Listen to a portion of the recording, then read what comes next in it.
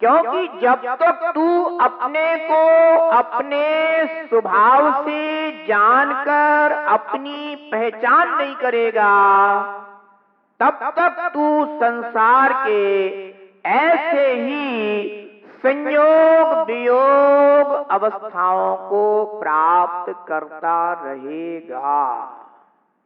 और ये संयोग वियोग ही जीव के सुख दुख के कारण बनते रहते हैं। आइएगा गाथा देखते हैं। पुग्गल अण्णु बीज अण्णु जियो अण्णु बी सहो बवहार, चयहि बिपुग्गल गहहि जियो लहु पावहि भव पार। आचार्य देव कहते हैं पुद्गल भिन्न है और जीव भिन्न है, तथा अन्य सब व्यवहार भिन्न है। अतएव पुद्गल को छोड़ और जीव को ग्रहण कर, इससे तू शीघ्र ही संसार से पार होगा।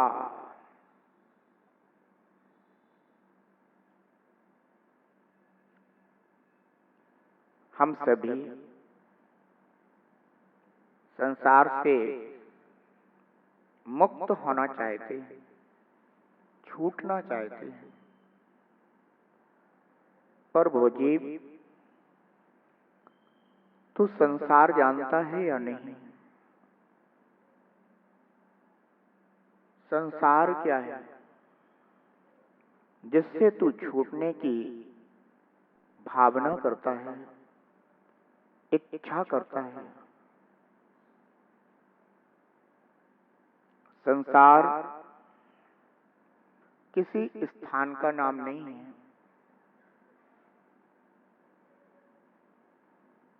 मोक्ष भी किसी स्थान का नाम नहीं है। संसार तेरे अपने विभाव परिणामों से रचा गया है। जब तक तू अपने विभाव परिणामों की रचना करता रहेगा, तब तक तेरा संसार निर्मित होता रहेगा। जब तू अपने विभाव परिणामों का नाश करेगा, तो तेरे संसार का नाश भी प्रारंभ हो जाएगा। वे कौन से कारण हैं, वे कौन से परिणाम हैं जो मेरे संसार का निर्माण करते हैं? वो कौन से परिणाम हैं जो मुझ आत्मा को संसारी बनाते हैं?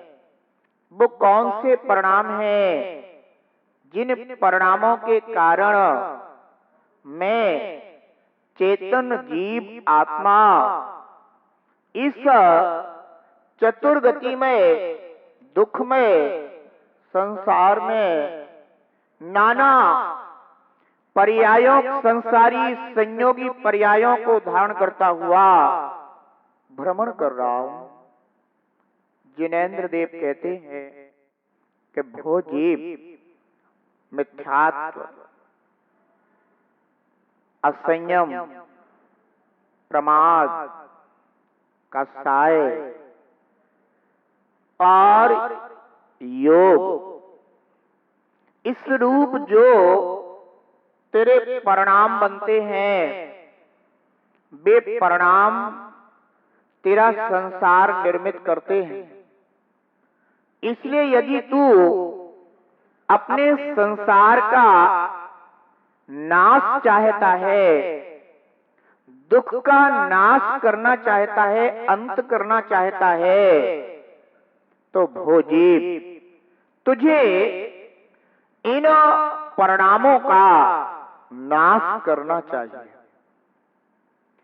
इन सभी परिणामों में एक प्रधान परिणाम है जिसका नाम है मिथ्यात्व।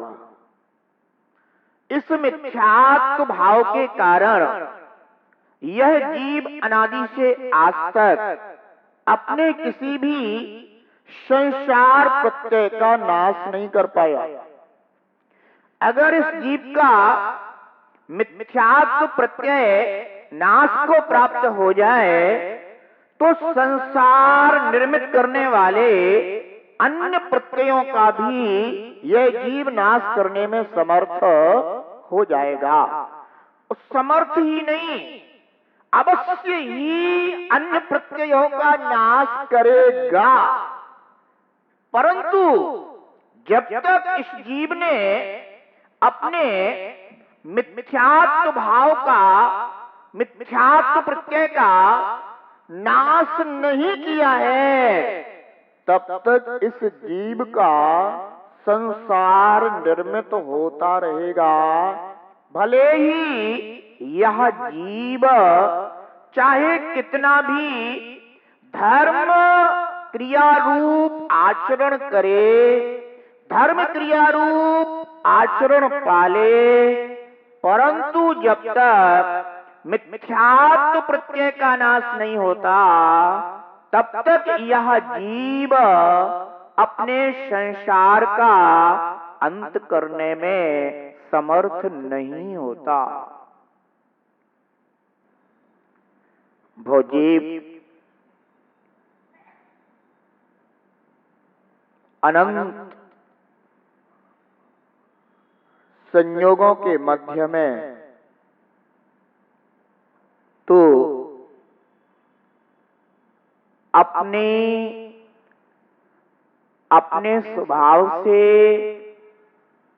पहचान कर, जिससे कि मिथ्यात्व का नाश हो, सच्चे देव, सच्चे शास्त्र और सच्चे गुरु की श्रद्धा इसी कार्य के लिए की जाती है। वो जीव, तूने सच्चे देव, सच्चे शास्त्र, सच्चे गुरु उनकी विनय करना तो प्रारंभ की है, परंतु उनकी सच्ची श्रद्धा कर। सच्चे देव, सच्चे शास्त्र, सच्चे गुरु की विनय करना अलग बात है और उनकी श्रद्धा करना अलग बात है। इस जगत में ऐसे बहुतायत में जीव प्राप्त हो जाएंगे कि जो सच्चे देव, शास्त्र, गुरु की विनय तो करते हैं पर उन्हें उनकी श्रद्धा नहीं होती है। यद्यपि इस लोक में, इस जगत में जीवों को सच्चे देव, शास्त्र, गुरु की विनय भी अत्यंत दुर्लभ है, परंतु उन दुर्लभ जीवों में सच्चे देव, शास्त्र, गुरु की श्रद्धा करने वाले जीव अत्यंत दुर्लभ। क्यों? क्योंकि सच्चे देव, सच्चे शास्त्र, सच्चे गुरु आपको हे उपादेय का ज्ञान कराते हैं। सच्चे देव, सच्चे शास्त्र, सच्चे गुरु आपको 6 द्रव्यों का परिज्ञान करा के, वो जीव तू ज्ञान दर्शन स्वभावी आत्मा है, ऐसा अपने को मान, जान, पहचान, ऐसा निर्णय कराते हैं। इस कार्य के लिए ही तूने सच्चे देव, सच्चे शास्त्र, सच्चे गुरु को विनय पूर्वक चुना है, माना है, स्वीकारा है कि हे भगवान, आप हमें संसार का नाश करने वाले मार्ग का परिज्ञान कराएं। सच्चे देव, सच्चे शास्त्र, सच्चे गुरु हमें मोक्ष मार्ग का उपदेश देते हैं और मिथ्या मार्ग से परिचय करा के मिथ्या मार्ग का प्रधान कारण मिथ्यात्व और मोक्ष मार्ग का प्रधान कारण सम्यक दर्शन, इससे परिचय कराते हैं। वो हमारे अनादिकालीन भूल को दूर कर हमें हमारी भूल को सुधार करने की प्रेरणा देते हैं। हमारी भूल अनादि से यही रही है कि हमने आज तक जिनेंद्र देव के प्रति अपनी विनय तो रखी है, पर जिनेंद्र देव के उपदेश को हमने कभी भावपूर्वक नहीं सुना, स्वाहित की भावना से नहीं सुना। सुना भी है तो उपदेश हो रहा था तो बैठ गए, उपदेश सुन लिया और सुन करके अपने घर चले गए। जो अपने घर गृहस्थी संबंधी कार्य हैं पुनः उन्हीं कार्यों में संलग्न हो गए। पर आपने जो उपदेश सुना उसका उपयोग नहीं किया। इतनी उत्तम वस्तु का जब तक आप उपयोग नहीं करेंगे तब तक आप भोग उपभोग में ही लगे रहेंगे। क्या कहा नेमिचंद जी ने? आचरण में नहीं आया। ध्यान रखो, उपदेश सुना पर किस लिए सुना ये ख्याल में नहीं रहा।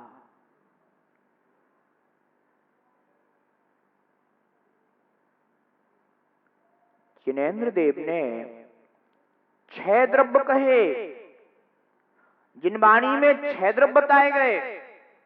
निर्ग्रंथ वीतरागी गुरु ने आपको भी 6 द्रव्यों का उपदेश किया, उनका स्वरूप बताया। किस लिए?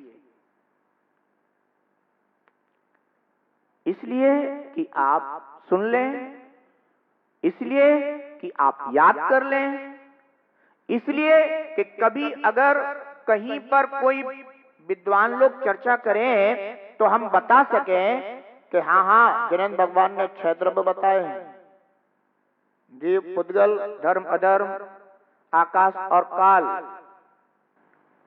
इसलिए आपने उपदेश सुना नहीं। हमें इसके आगे कुछ कार्य करना है। जान लिया कि ये 6 द्रव्य ही लोक में होते हैं, ना इनसे ज्यादा होते ना कम होते। ये बात समझ में आ गई। अब इन 6 द्रव्यों में मैं कौन सा द्रव्य हूं, इस बात का निर्णय तो करना पड़ेगा। वो जीव, तूने आज तक अपना निर्णय नहीं किया, बाकी न जाने कितने संयोगों का निर्णय किया है, कितने वियोगों का निर्णय किया है। पर गजब की बात है कि इस जीव ने कभी निज भगवान आत्मा का निर्णय नहीं किया।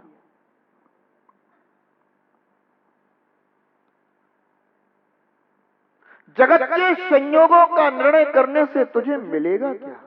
ठीक है, तू जब तक जगत में है तब तक तुझे जगत के संयोग का भी निर्णय करना पड़ेगा, अन्यथा तू जगत में केवल दुख ही दुख उठाएगा।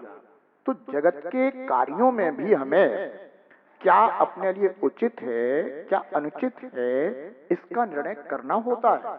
यह एक सभ्य पुरुष की, समझदार पुरुष की पहचान है। परंतु केवल संयोग का ही निर्णय करता रहेगा, और संयोग का निर्णय भी तुझे करना है तो आचार्य देव बता रहे हैं उस रूप में कर।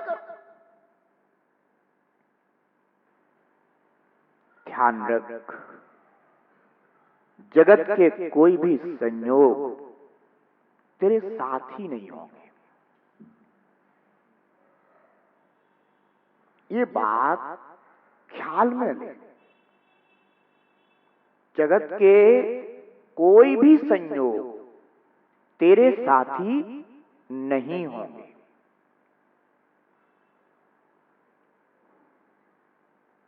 अब आचार्य देव कह रहे हैं कि इन 6 द्रव्यों में तू कौन है? यानी अपने अपने से पूछो तो ये हो जाएगा कि मैं कौन हूं। भोजीव, तू ज्ञान दर्शन स्वभाव से जीव द्रव्य इस रूप में जाना जाता है, और जो उद्गल द्रव्य है वो तेरे साथ संयोग को प्राप्त है।